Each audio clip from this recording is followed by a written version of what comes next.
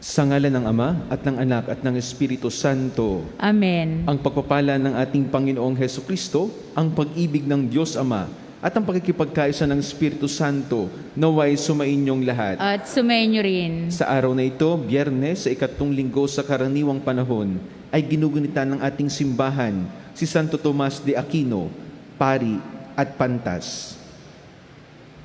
Mga kapatid, aminin natin ang ating mga kasalanan upang tayo maging marapat gumanap sa ating banal na pagdiriwang.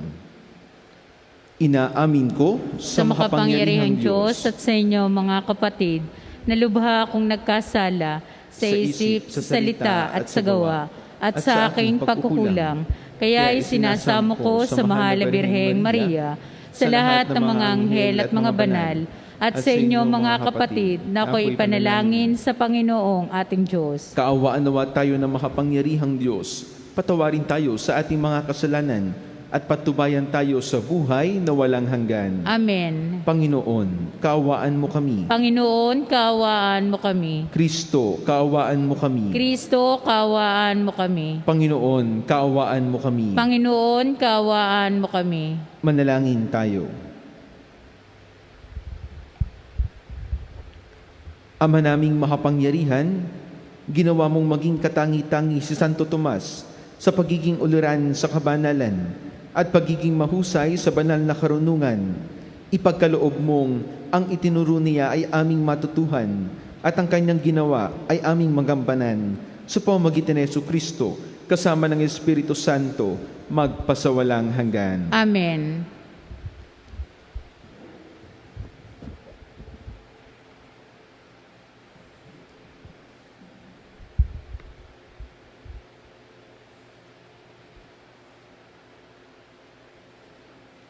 Pagbasa mula sa ikalawang aklat ni Samuel. Nang magtagsibol, panahong angkop sa digmaan, pinalabas ni David ang buong hukbo ng Israel. Sa pangunguna ni Joab at ng iba pang mga pinuno, pinuksan nila ang mga Amonita at kinubkob ang Raba. Si David ay nagpaiwan na sa Jerusalem. Isang hapon, natulog si David. Nang siya ay magising, umakyat siya sa bubungan ng palasyo at naglakad-lakad. Mula roon, may natanaw siyang isang magandang babaeng naliligo. Ipinagtanong niya kung sino iyon. Sinabi sa kanya na iyo'y si Batseba, anak ni Eliam at asawa ng Heteyong si Urias. Ipinakuha niya si Batseba. Sinipingan siya ni David at pinauwi pagkatapos. Dahil sa nangyaring ito, si Batseba ay naglihi, kaya't ipinasabi niya ito kay David. Inutusan agad ni David si Joab na dalhin sa kanya si Urias.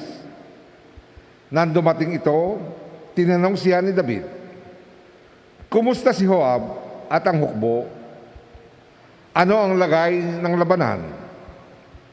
Sinabi pa niya kay Urias, "Umuwi ka na at magpahinga, pagkat nanggaling ka sa malayong paglalakbay." Lumakad na si Urias. Ang hari ay nagpadala pa ng alaala sa tahanan nito. Ngunit hindi pala siya nagtuloy sa kanila.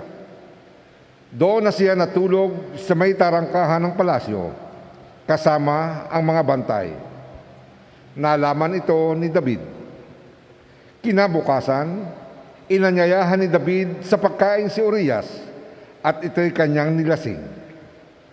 Hindi rin ito umuwi ng gabing iyon, bagkus natulog na kasama rin ang mga bantay. Kinabukasan, sumulat si David kay Joab at ipinadala kay Urias. Ganito ang nasasaad: "Isubo mo si Urias sa mga kaaway na mabangis. Pagkatapos, umurong ka at bayaan mo siyang mapatay." Nagmanman si Joab sa lungsod na kanilang kinukubkob at sa gawing mababangis ang kaaway. Doon nga niya ay tinapat si Urias. Lumabas ang mga kaaway mula sa lungsod at sinalakay ang mga kawal ni Joab.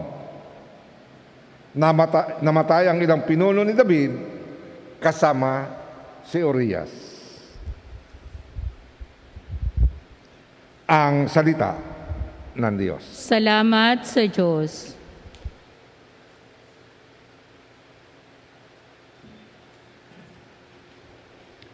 Salmong tugunan, poon iyong kawaan, kaming sa iyo'y nagsisuway. Poon iyong kaawaan, kaming sa iyo'y nagsisuway. Ako'y kaawaan, o mahal kong Diyos, sangayon sa iyong kagandahang loob.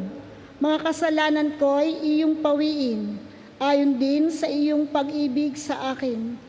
Linisin mo sana ang aking karumhan at ipatawad mo yaring kasalanan. Poon iyong kaawaan, kaming sa iyo'y nagsisuway. Ang pagsalansang ko ay kinikilala, laging nasa isip ko at alaala.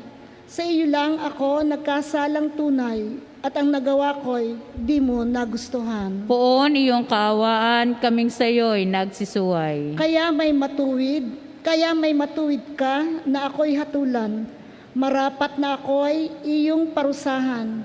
Ako'y masama na, buhat ng iluwal, makasalanan na nang ako'y isilang. Poon iyong kaawaan, kaming sa iyo'y nagsisuway. Sa galak at tuwa, ako ay puspusin, at muling babalik ang galak sa akin.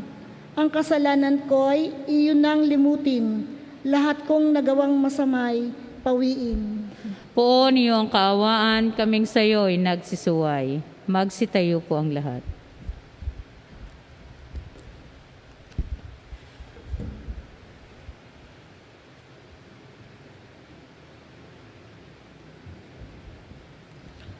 Sumainyo ang Panginoon. At sumainyo rin. Ang mabuting balita ng Panginoon ayon kay San Marcos. Papuri sa iyo, Panginoon.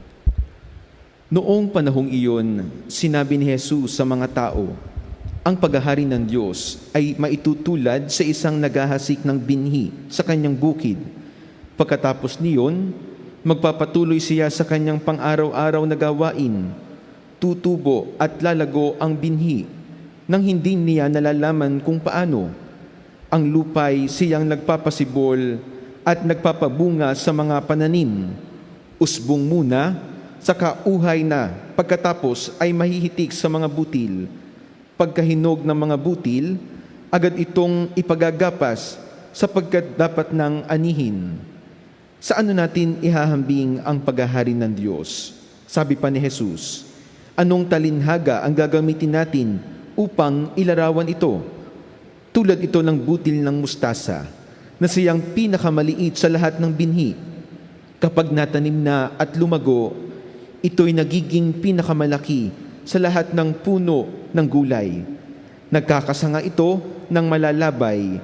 Ano pat ang mga ibon ay nakapamumugad sa mga sanga nito.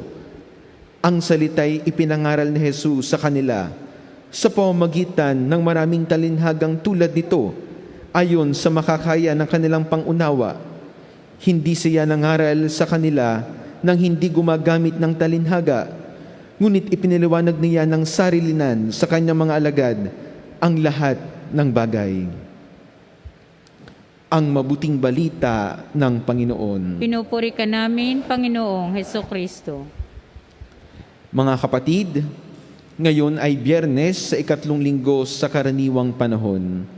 Sa karanasan natin bilang mga tao, lalo na ngayong panahon ng pandemya, hindi maikakaila na dahil sa hinihikayat ang bawat isa na tumigil sa sari-sariling tahanan, lahat ay nagkaroon ng interes at kagustuhan na magtanim ng mga halaman. Kung kaya't marami ang pamilya, maraming mga nanay at tatay ang nagkaroon ng kagustuhan na bumili ng mga halaman at fruit-bearing trees na kanilang itatanim sa kanilang bakuran o harapan ng kanilang tahanan. Naghahangad ang bawat isa na ang kanilang biniling binhi ay sumibol, yumabong at mamunga. Mga kapatid, ito rin ang ipinapaalala sa ating ebanghelyong napakinggan ayon kay San Marcos. Ang paksa ng ating ebanghelyo ay tumutukoy sa paghahari ng Diyos. At alam natin na sa pagtuturo ni Jesus sa kanyang ministeryo, talinhaga ang kanyang pamamaraan upang ipaunawa sa mga tao ang kahulugan ng kanyang ipinapahayag. At dahil ang paghahari ng Diyos ang paksa ng ating ebanghelyo, dalawang talinhaga ang ginamit ni Jesus. Una, ang paghahari ng Diyos ay maitutulad sa isang naghahasik ng binhi sa kanyang bukid. At ikalawa, ang paghahari ng Diyos ay tulad ng butil ng mustasa na siyang pinakamaliit sa lahat ng binhi. Kapag natanim na at lumago, ito'y nagiging pinakamalaki sa lahat ng puno ng gulay. Ano ang itinuturo sa atin sa karanasan natin bilang mga Kristiyano? Una, ang Diyos ang naghahasik ng kabutihan sa ating mga tao. Walang pinipili ang Diyos kung sino ang pagbibigyan niya, pagkakalooban niya ng biyaya at pagpapala. Laging ang pagtanggap nakadepende sa atin na humihingi ng mga awa, kapatawaran at biyaya mula sa Diyos. Ang Diyos walang pinipiling tao, walang pinipiling Kristiyano. Nasa sa ating disposisyon kung paano natin tinatanggap ang lahat ng kanyang ipinagkakaloob. At ang kanyang paghahasig noong paman ay sa pamamagitan ni Jesus. Inihasik ni Jesus ang pananampalataya, ang Kristiyanong pagpapahayag ng mabuting balita. Kung kaya't malinaw sana sa atin na tanging ang Diyos ang nagkakaloob ng biyaya at pagpapala na kinakailangan natin bilang isang Kristiyano. Siya ang naghahasik ng kabutihan, kung kaya't tayo na tumatanggap ay dapat magkaroon ng bukas na kalooban. Ikalawa, binabanggit ni Jesus sa Ebanghelyo, ang paghahari ng Diyos ay tulad ng isang butil ng mustasa. Mga kapatid, ito'y maihahalin tulad natin sa ating sariling pananampalataya. Ang inihasik ni Jesus ay pananampalatayang ating ipinagdiriwang at ipinapahayag magpahanggang ngayon. Ang ating pananampalataya ay tulad ng isang butil ng mustasa na kailangan natin payabungin, palaguin, at mamunga sa sarili nating pamumuhay. Kung kaya tulad ng isang halaman, dapat natin bigyang ito ng kaukulang pansin, pagpapahalaga at pagsasabuhay. At akmang-akma ito sa binabanggit ng ating santong ginugunita sa araw na ito, si Santo Tomas de Aquino, isang kinikilalang angelic doctor, Italianong katolikong pilosopo at dakilang teologo sa eskolastikang tradisyon. Kung kaya't napakaganda ng kanyang binabanggit. To one who has faith, no explanation is necessary. To one without faith, no explanation is possible. Mga kapatid, kung tayo ay patuloy na nananampalataya kay Jesus, kung tayo ay patuloy na naniniwala na ang Diyos ang nagkakaloob ng biyaya at pagpapala na kinakailangan natin sa ating buhay paglago, naway makita natin na walang sapat na pagpapaliwanag ang ating kailangan, sapagkat ang ating pananampalataya ang sasagot sa ating mga katanungan. Kung kaya't sa ating banal na pagdiriwang sa umagang ito, naway tayo'y lumago, ganap na yumabong sa ating pananampalatayang natanggap mula kay Kristo, mula sa sakramento ng binyag na ating natanggap, naway tayo ay patuloy na maging biyaya, magpahayag ng pananampalataya sa ating kapwa.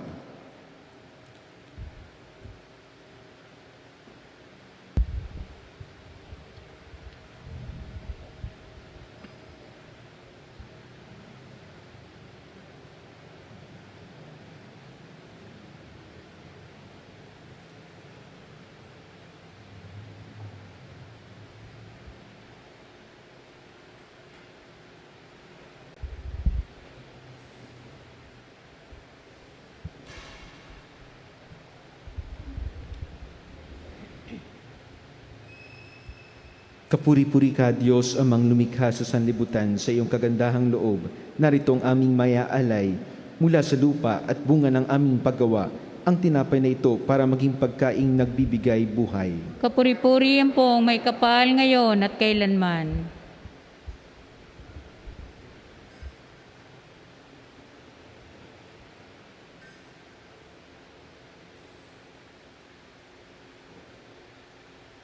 Kapuri-puri ka, Diyos, amang lumikha sa sanlibutan, sa iyong kagandahang loob. Narito ang aming maya-alay mula sa katas ng ubas at bunga ng aming paggawa, ang alak na ito para maging inuming nagbibigay ng iyong espiritu. Kapuri-puri ang pong may kapal ngayon at kailanman. Magsitayo po ang lahat.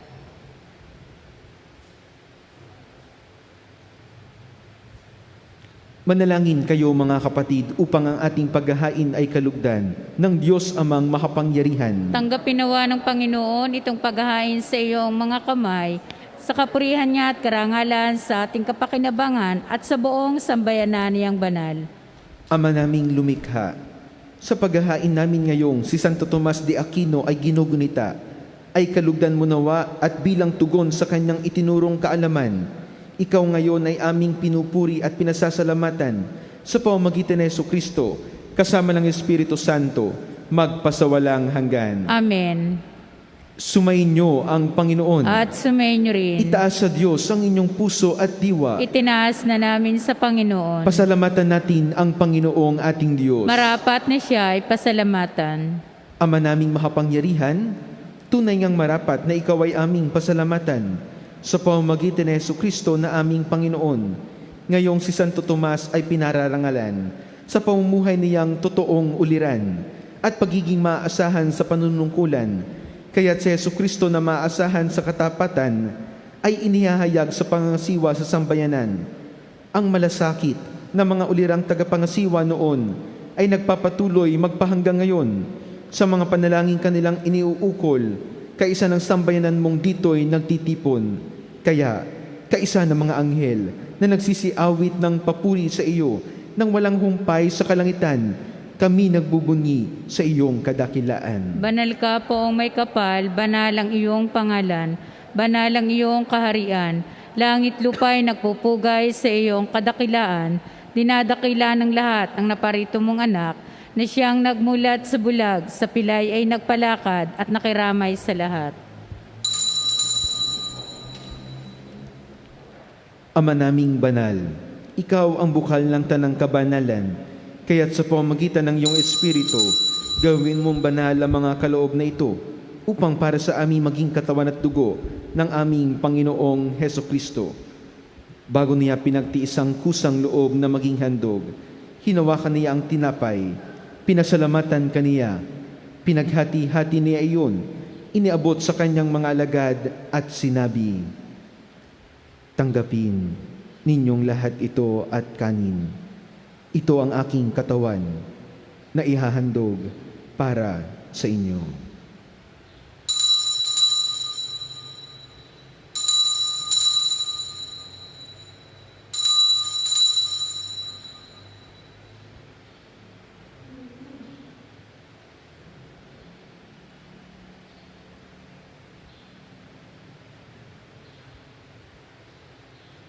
Gayon din naman noong matapos ang hapunan, hinawakan niya ang kalis. Muli kaniyang pinasalamatan. Iniabot niya ang kalis sa kanyang mga alagad at sinabi, tanggapin ninyong lahat ito at inumin. Ito ang kalis ng aking dugo, ng bago at walang hanggang tipan. Ang aking dugo na ibubuhos para sa inyo at para sa lahat, sa ikapagpapatawad ng mga kasalanan. Gawin ninyo ito sa pag-alaala sa akin.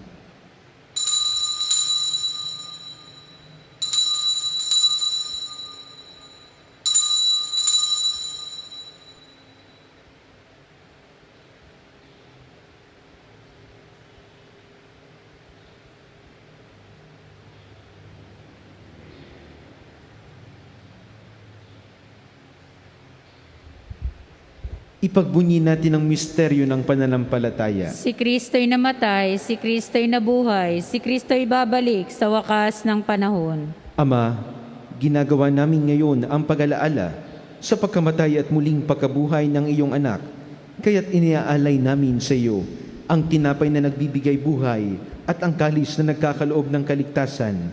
Kami nagpapasalamat dahil kami iyong minarapat na tumayo sa harap mo para maglingkod sa iyo.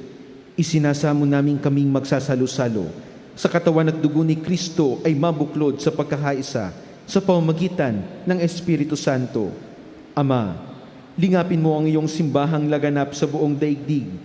Puspusin mo kami sa pag-ibig, kaisa ni Francisco na aming Papa at ni Gilbert na aming Obispo at ng Tanang Kaparian. Alalahanin mo rin ang mga kapatid naming nahimlay nang may pag-asang sila'y muling mabubuhay. Gayon din ang lahat ng mga pumanaw. Kaawaan mo sila at patuloyin sa iyong kaliwanagan.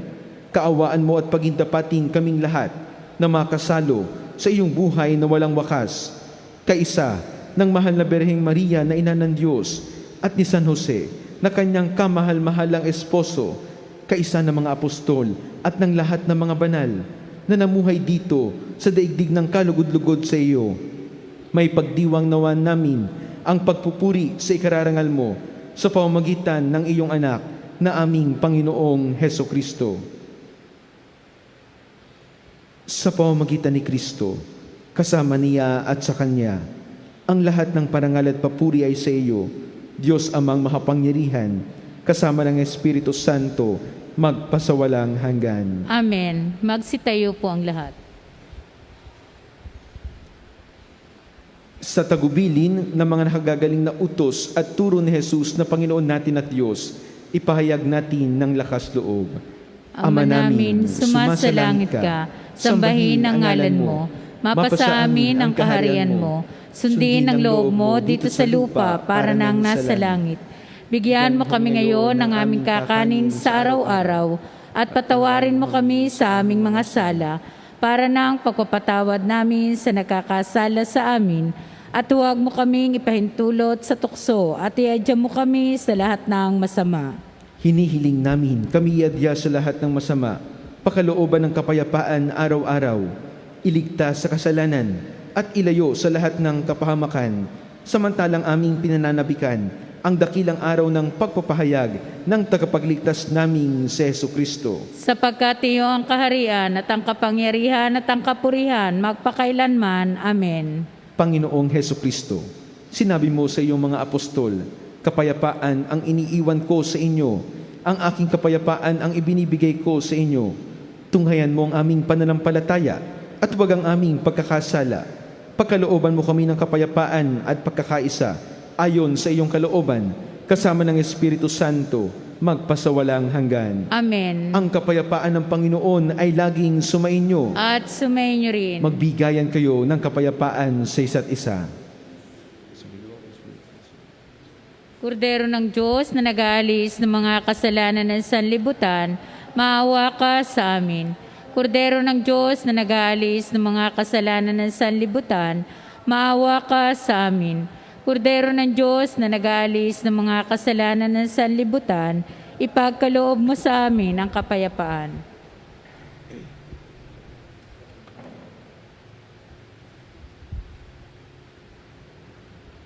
Ito ang kordero ng Diyos. Ito nag-aalis ng mga kasalanan ng sanlibutan. Mapalad ang mga inanyayahan sa kanyang piging. Panginoon, hindi ako karapat-dapat magpatuloy sa iyo, ngunit sa isang salita mo lamang ay gagaling na ako.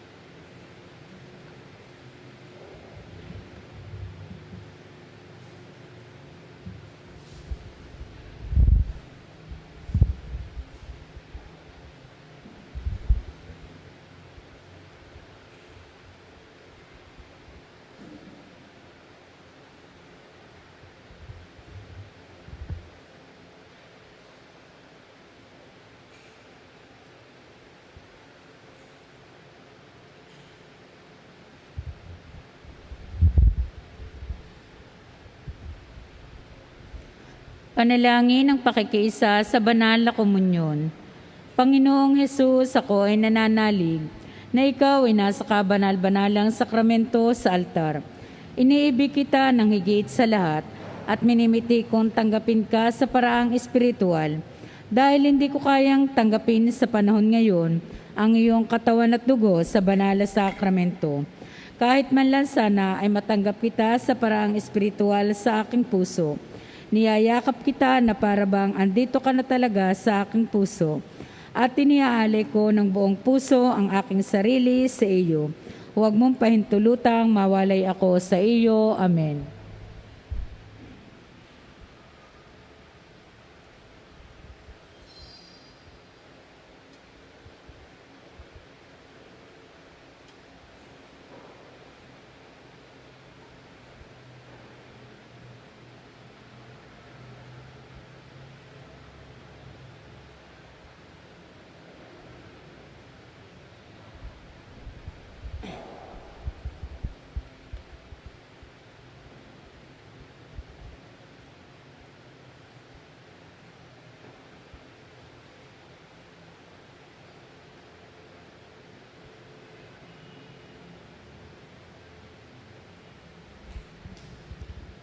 Magsitayo po ang lahat.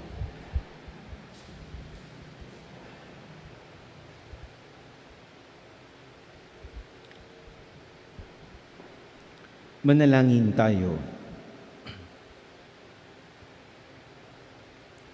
Ama naming mapagmahal, kami nagsalo-salo sa bumubuhay na pagkaing si Kristo ay paturuan mo sa gurong si Kristo upang sa pagunitan namin kay Santo Tomas, kami matuto na maasahang katotohanan mo at sa pag-ibig ay magampanan namin ito sa pamamagitan din ni Jesucristo kasama ng Espiritu Santo magpasawalang hanggan. Amen. Sumainyo ang Panginoon At sumayin niyo rin. at pagpalain kayo ng makapangyarihang Diyos, Ama, Anak at Espiritu Santo. Amen. Taglayin ninyo sa inyong pag-alis ang kapayapaan ni Kristo. Salamat sa Diyos.